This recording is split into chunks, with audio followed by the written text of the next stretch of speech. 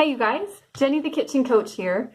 Today I'm going to talk to you about something that I think kind of strikes terror in the hearts of many a mother out there, and that is meal planning.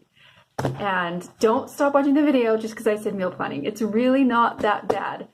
It's taken me quite a few years to get this down to where I actually feel like I'm getting a grasp on it, and I'm still not perfect at it, but I wanted to share with you guys some tips and some tricks that I've used and I've picked up over the years that help make this a more seamless process instead of something that just makes me want to pull my hair out.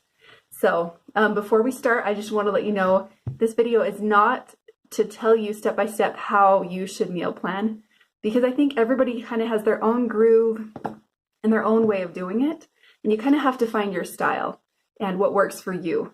But I do want to share some things that have really helped me. And I want to share with you the way that I go through the process of meal planning, so that if there's anything that really, that you can really relate to, that you can start maybe incorporating it in your meal planning, and maybe it will make it a little easier for you. So when I start meal planning, I actually start thinking about it around the middle of the month, and I generally plan for a month at a time. I've gone back and forth to where I plan for maybe a week or two at a time. But usually the way I do it is I plan meals for a month at a time, which sounds crazy, but it's what we've found works well for us, especially because we live in an area where there's not a whole lot of access to shopping. So when we do our shopping, we have to travel up north from where we live for about an hour and a half to get to an area where there are a lot of stores that we like to shop at. So it's kind of a big, big shopping day. We buy a whole lot, and then we just fill in the gaps throughout the month, week by week. So you may have a different situation where you're planning for just a week at a time, or maybe 2 weeks at a time. So really you just customize it, find what works best for you. But when I start, what I usually do is I start making a list that I just add to throughout the month. And what I'm doing is just keeping a list of meals I think would work well in the next month. So if I eat a dinner at a friend's house and it's really delicious and I ask them for the recipe, I might stick that on my list, excuse me, because I want to try that next month. Or if I come across some meals on Pinterest that look really great, then I'll stick them on my list and I'll incorporate that into my next month's plan. So that's where meal planning starts for me. It starts in my mind, just kind of formulating different ideas of what I'd like to eat the next month. So when I actually sit down to do my meal planning, I will grab that list. And then I have a few other items I like to grab as I'm actually sitting down to meal plan. So I'll have my list of ideas, and I will have my recipe book, which just looks like this. And it's a little bit unorganized, but it works really well for me. All it is a 3-ring binder with different sheet protectors that I've labeled, and then I just stick recipes right inside those sheet protectors. So I have one for main dishes, for breads, for desserts, soup, and so on. And so I just have found that works really well. That's kind of the way my brain works. So you might have a really awesome way of organizing your recipes that's totally different, and that's awesome. In fact, I would love to hear about it, because maybe I need to revamp the way I do mine. So I will grab that. I got my list, and then I grab my meal planning binder, and I'm actually gonna see if I can get that to come more clear. I'm actually going to share with you guys some links so you can print out your own pages if you want to put your own meal binder together, meal planning binder. My sister is really good at graphic design, and she put together all of this for me sometime last year. She did a really fabulous job. And this is a really good tool when it comes to planning your meals, because there's so much information just packed in here that will help make it more of an easy, fluid process. So I'll introduce this to you a little bit more as I go on. I've got that, and then I've just got a pen and paper handy, and then I've also got this really neat calendar that my sister designed as well. Back up and see if we can make it clear. So this is something you can print off at Walmart or maybe Costco, just somewhere that you can get kind of a large poster size print, and then you can get it laminated, and then it works over and over again every single month. This has been so handy because you can change the month and the dates, and then there's space in each square to write breakfast, lunch, and dinner if you want to plan that thoroughly. If not, you can just fill in the dinners. And then when it's time for the next month, you just erase it and you start over. So it's been really, really helpful for us to have this. So I've got all my materials together, and the very first step for me is to take my list that I've started creating, and I'm just going to start adding to it. And the way I get ideas for things to add to my list is from my recipe book I just showed you. But then in my meal planning binder that I've created, it actually comes with separate categories in here where I keep track of different meals that my family likes. So for instance, there's a page for dinners that my family loves. And then when I turn the page, it's got a whole list, it's hard to focus here, of dinners that I've written down that I know my family enjoys. Now, it does not go on this list unless I know my family approves of this meal. If it's one I'm just experimenting with or want to try, there's another section for that. So I've got dinners, I've got a section for side dishes, I've got one for lunches, breakfast, snacks, desserts. There's a section called recipes to try, and that's where those recipes would go. If it's one that you just want to try in the future, you'd stick it in there. And then my very favorite section is, whoops, not that one. Inventory. You can see that. And I'll explain this a little bit later, but this is really, really helpful when I'm creating my shopping list. So I will include links if you would like to print off all these pages and create your own meal planning binder, which I highly suggest because it really just keeps things nice and neat and organized. So I will look through there for ideas. I'll also usually have my phone and I'll be on Pinterest looking through my meal planning board that I've created, and I'll find all the meals that I've been excited to try and add those into my meal plan. Now, as I'm writing these down, I'm also thinking about category ideas. And the way these fit in is that I like to assign each day of the week a different category. And what this does is it kind of channels my thought process, kind of gives it a place to go, because you guys might relate when I say that when there are too many options and too many choices available, sometimes your brain just shuts down. And so if I can look at my calendar and say, on Saturdays, I'm going to do Mexican food. And on Fridays, let's do potatoes, anything that has to do with potatoes. Maybe Thursday is soup. And that, it really channels my line of thinking. And then it becomes a lot easier to meal plan because it's just, yeah, I think you understand what I'm saying. So what I've done this month is, I'll kind of show you, I'm actually not done planning for August yet, but I've started doing this. I've got my different categories here. One of them is stackers, which means like haystacks. So we like Hawaiian haystacks, and we do black bean and rice haystacks, which is more of a Mexican style. We've got carnivore day. So we've found that our family eating meat once a week is a really good balance for our family, and that's what we enjoy. So our carnivore day, and we've got pasta day, we've got miscellaneous. I usually have a miscellaneous category just for those things that I don't know where else to put them. Fresh from the garden, our garden is starting to produce, so we want to be using that stuff regularly. Potatoes. I haven't figured out my last category yet, but this is kind of what the process looks like. So as I'm writing down all these ideas of the foods I want to eat, I start placing them into categories.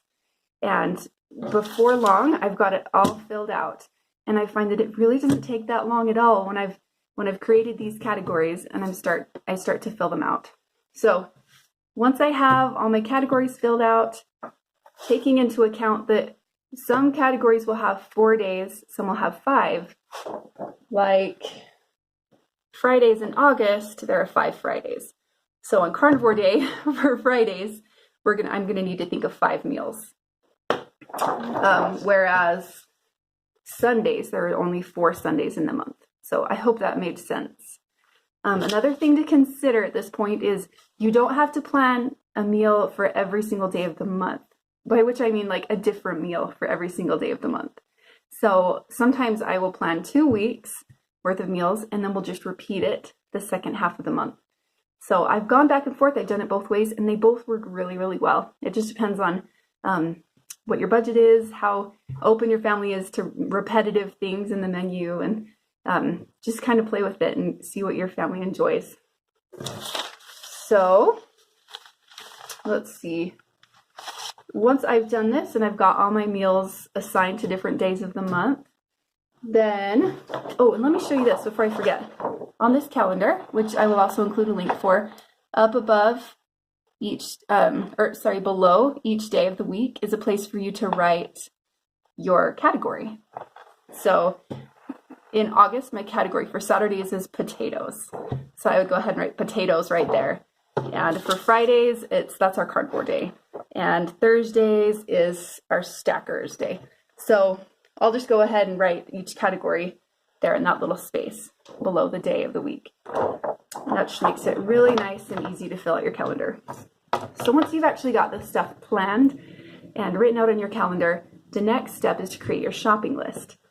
And I'll also include links for these little shopping lists. This is just included. And it's just on a plain 8.5 by 11 sheet of paper.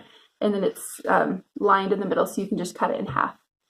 And I'll just start going through each meal one at a time on my calendar and writing out the ingredients that we need, taking into account the stuff that we already have, maybe in food storage, or like if you buy olive oil, you don't necessarily need to buy that every single month. It might last you a few months. So just take into account what you already have in stock, and then write down the things on your shopping list that you are going to need to buy for those meals to be able to happen. My lists get quite long since I plan for a month at a time, but that may be different for you. Another thing to take into account is that if you're going to be using a lot of fresh produce throughout the month, I wouldn't recommend shopping for more than a week's worth at a time, unless it's things that store really, really well, like carrots and apples, and something that can be frozen and then thawed later for a meal. But if you're using a lot of stuff like fresh greens, lettuce, cilantro, cucumbers, tomatoes, any of that type of stuff that goes bad really fast in the fridge, I would only shop for that a week at a time. And then what we do is just go shopping weekly to fill in the produce that we didn't buy at the beginning of the month. So if you buy your whole month's worth at one time, obviously it's going to go bad. So keep that in mind as you create your shopping list. So this is the list I've come up with so far, and I'm not even done. I actually haven't even gone through every single meal yet. So it can get a little bit long, but then I love coming home from shopping and knowing that I just have all of the stuff to feed my family for a month, except for maybe a few items of produce here or there. So that's a really nice feeling for me of security, and the peace of mind that comes when you meal plan is just incredible, because it just takes away so much of that mental pressure of wondering what's for dinner every day, right? So once I get to this point, okay, this is where I like to bring in my inventory list. I will show you what that looks like.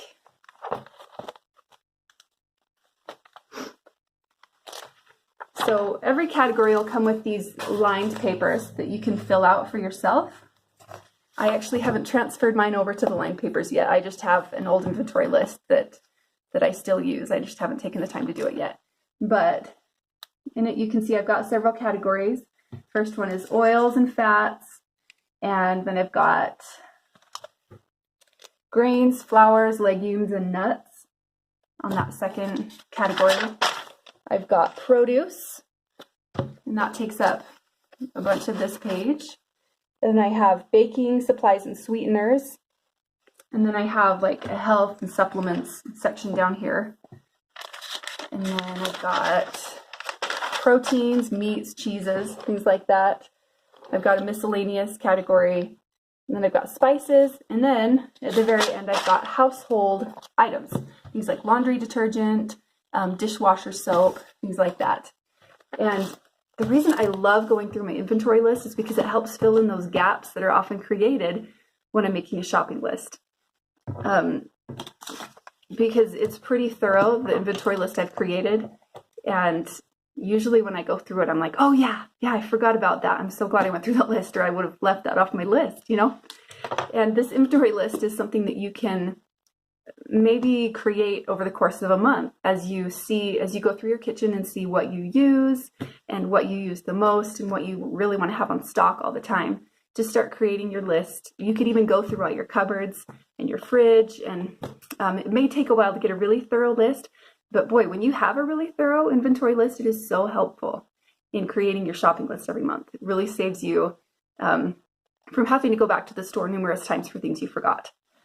Another thing with the shopping list is I generally keep a running list, like on my fridge or somewhere, that I'm just adding to for a few weeks before I even go shopping, as things run out and as I think about things that we need more of.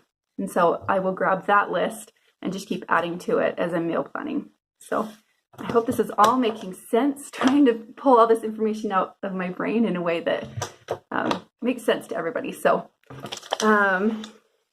that's about it, really. So once you've created your shopping list and you've got everything down on your calendar, then I guess all that's left really is to go shopping and then stick to your plan. Isn't that so hard sometimes? I know for me that's really tricky sometimes. I know that sometimes, well, all the time, something that helps me immensely when I'm trying to stick to my meal plan is if I can get ahead of the game.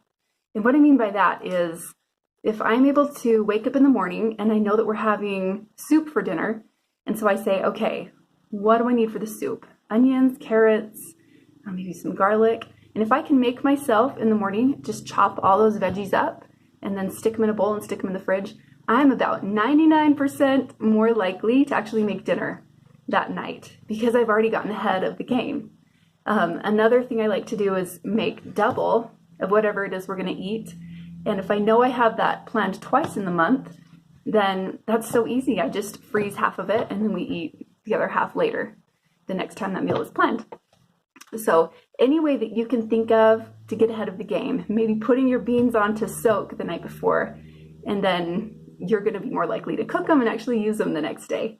So that's something I've found that really helps me stick to my plan. I'm so not perfect at it, but boy, I've come a long ways, and this stuff has helped me a lot. So I may have forgotten some stuff. If you have any questions, please feel free to reach out.